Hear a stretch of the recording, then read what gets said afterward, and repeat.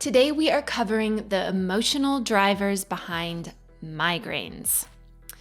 Now, I began doing migraines at a pretty young age and finally being prescribed prescription medication at the age of 16.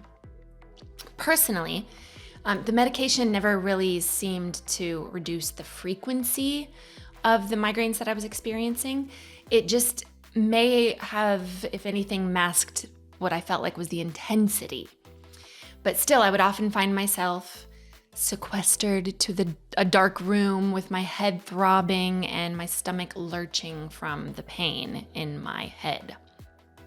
So I have a personal experience with migraines. It was really one of the most common things that I would do that would give me the break that I realized I needed so desperately. Again, I didn't know that until way later and I started doing mind change, but I definitely had a history with very severe migraines. And migraines can have many different emotional contributing factors, like many things, but often migraines are learned behaviors. So that's why you will see that they run in families often. So they've been said that they might be genetic, but it's really just that they run in families as a coping mechanism. And it's very common for females and the women in the families to be doing these migraines. So I know that was the case for me personally, and it may resonate for some of you.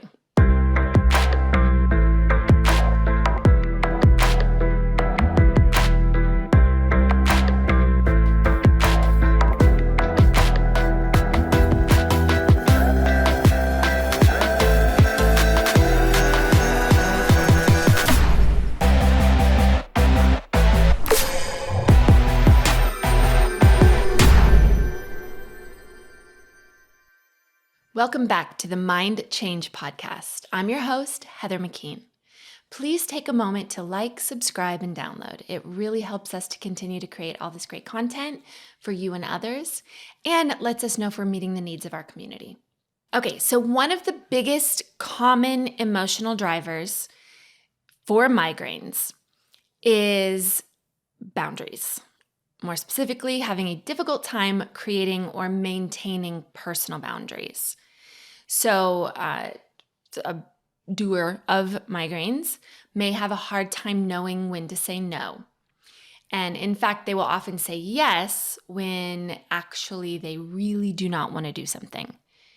This was basically the story of my life. And so that very much resonated for me personally. And I've seen with a lot of the other clients and people that I've worked with over the years who do migraines, that was a very common driver for most of them.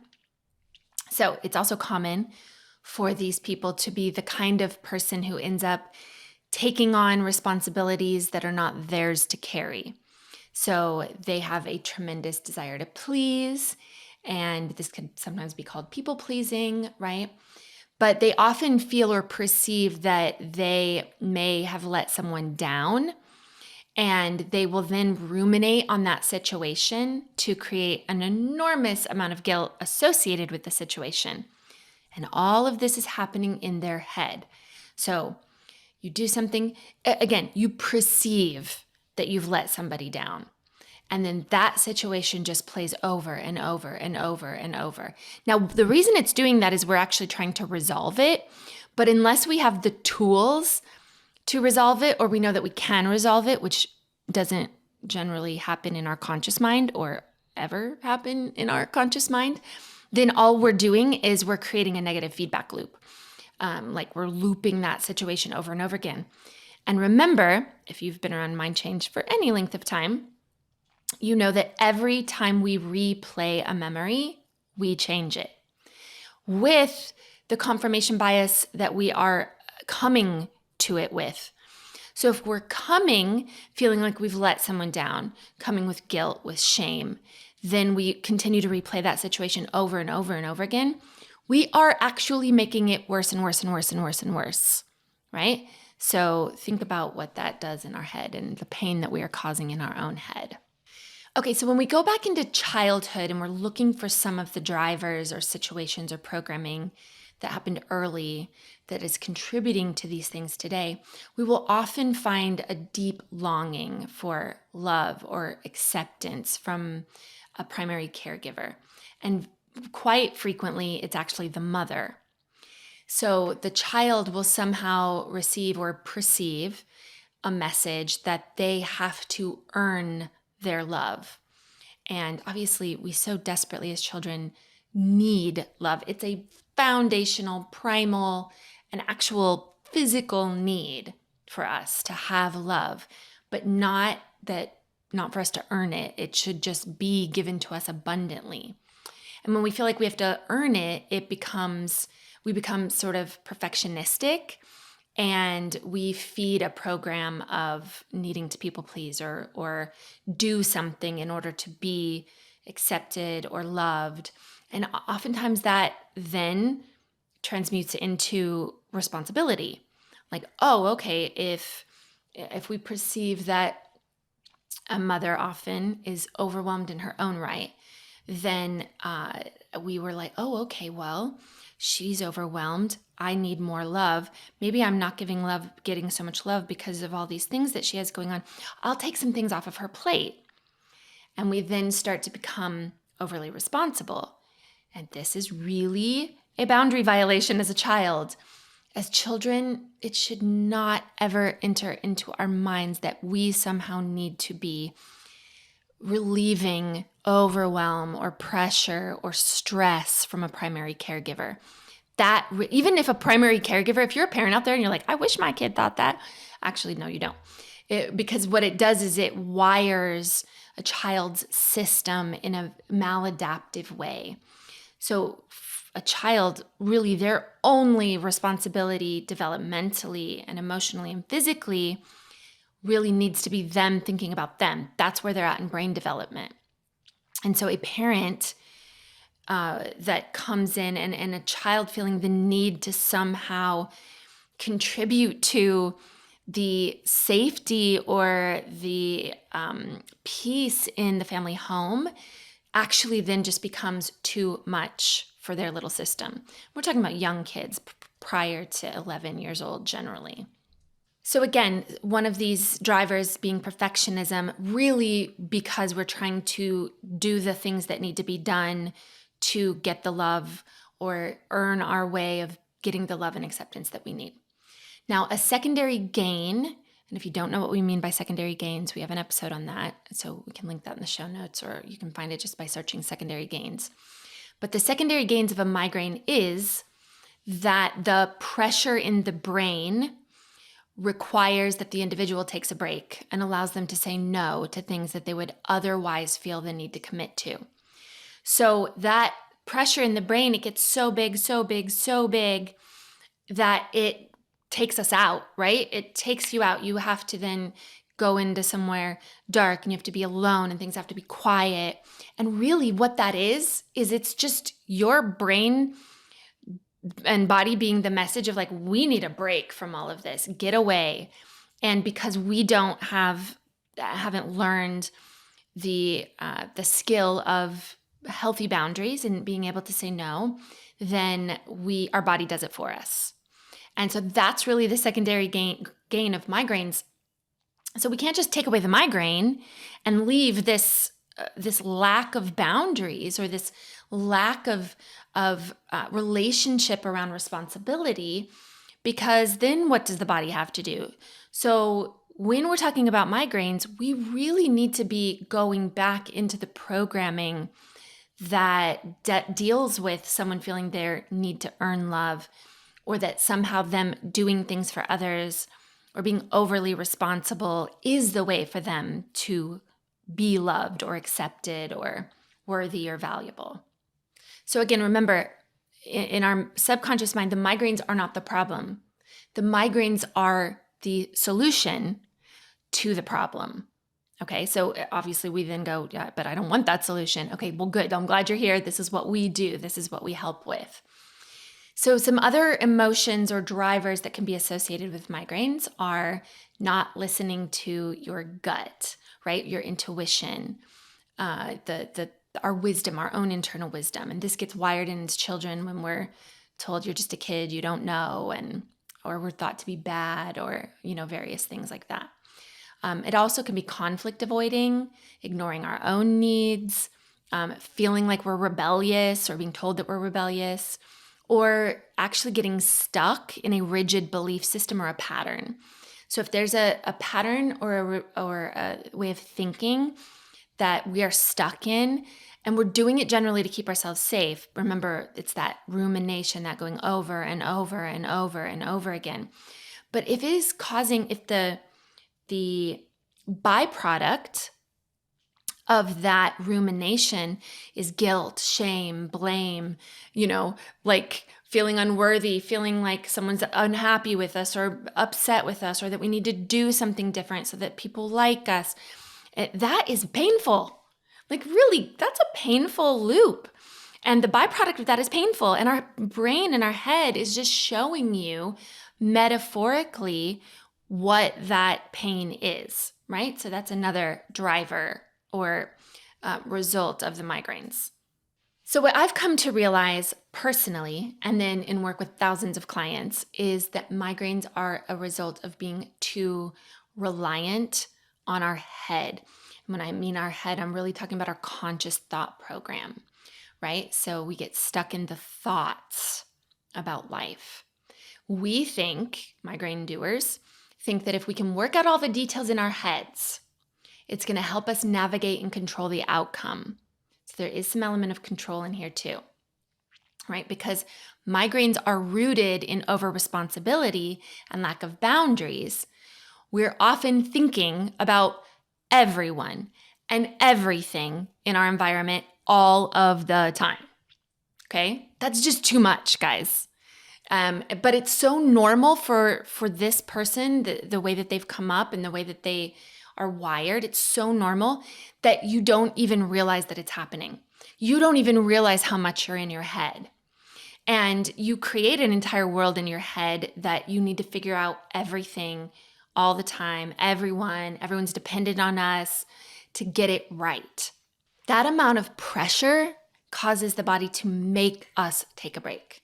So even though we still feel all the responsibility, the only way that we can even process any of that is to just do a migraine and just take a break mentally. So we need to get out of our heads.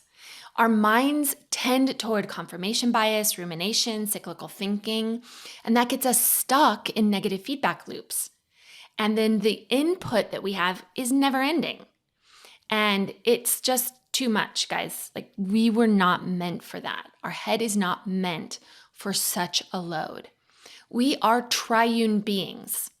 We are meant to process first, actually, in our gut, our intuition, gut feelings, our internal wisdom. Then those messages are supposed to be sent up to the heart, right, to process the feelings we have. Only then is all that information supposed to come up and reach our prefrontal cortex. And within the context provided by our gut, which is soul, spirit, energy, and then our heart, the center of our wisdom, it's our feelings, then our mind is able to make simple, logical choices. And then our boundaries come out of self-worth rather than self-preservation, right? So for each individual who does migraines, exactly how or the why behind how they do a migraine and the triggers for that event are going to be different. But it's likely that we're going to find some of these drivers that we've discussed in the past. Remember, our body is not against us. Our body is always for us. So if our body has an ailment or a disease or a symptom, it serves us to listen to why it's there and what it has to say. So for all those migraine doers out there, sufferers out there, it's important to remember that we need to get out of our heads. This is a boundary issue. It's a worth issue. It's a value issue. And the migraine is for us. It's really telling us we need to take a break. What, a break from our families, a break from the world? Well, at this point, yes, because it's what our relationship with our job, our children, our husbands, our home, our household, whatever. Or if this applies to men too, some men do migraines as well. But our relationship with them is not optimal.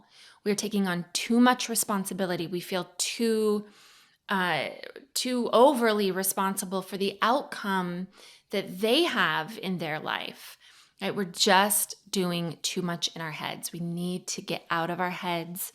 We need to drop down into our hearts. We need to drop down into our guts to start telling us what's right, what's real. Our gut is our energy center. And our energy is really the most important thing about us. It's the energetic signature that we're sending out there, the vibrational levels are the most true things about us. And if we're in our head, we are missing out on an energetic, spiritual, real connection, intimate connection with those around us. If we're too worried and we're doing all of the stuff in our head, we are missing out. And our body is asking us to take a break, not from the people, but from our perceptions, our ideas, and our beliefs about what those people mean and what they are and what their purpose is in our life. So thank you, migraines. Thank you for telling us that we need to take a break.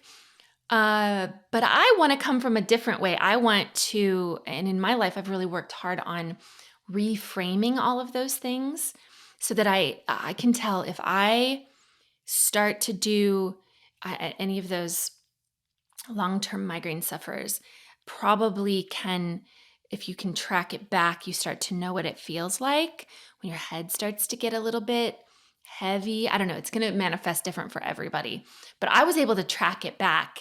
And now when that starts to happen, I'm like, oh, whoa, okay, body, I hear you. I am hearing you. I'm listening. Thank you. I've not probably been protecting my boundaries as well as I need. I've probably been too in my head. I wonder what I've been too much in my head about. I wonder what needs to just be let go of. I need some self-care. I need some self-love.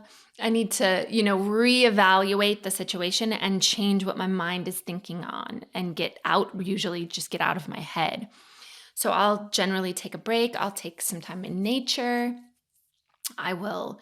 And sometimes I do need time alone. Like, guys, real deal here. There's just too much stimuli and I need some time alone. But I would rather not the migraine make me do that, because I don't know about you guys, but my time alone with a migraine is not fun. It is not fun. But what if I just take a break? I go in my room and I can dim the lights. Well, not because my head hurts, because I probably need to not be thinking about anything, right? And maybe I just need to rest and lay down. I know for me in particular, connection with nature is so important. And oftentimes I just need to get out. I need to breathe. I need to get out of my head and get into my body. What does the air, temperature of the air feel like on my skin? I need to sometimes give my head, even if my brain needs to think thoughts, I need to give it a little bit of space, right? Get it out of my head and put it out into the world a little bit more. And it just helps me refocus. And it helps me get that break that my body's asking for without having to do the migraine. Okay, so thank you for joining us today as we looked at and talked about the emotional drivers behind migraines. I look forward to seeing you every other week as we dive into this fascinating topic. So please make sure to keep leaving those 5-star reviews and leave us comments. Let us know if there's a disease, symptom, or ailment you would like to hear covered. Please put it in the comment section there. And until next time, I want to thank you for joining us on the Mind Change podcast, where we are changing the world one mind at a time.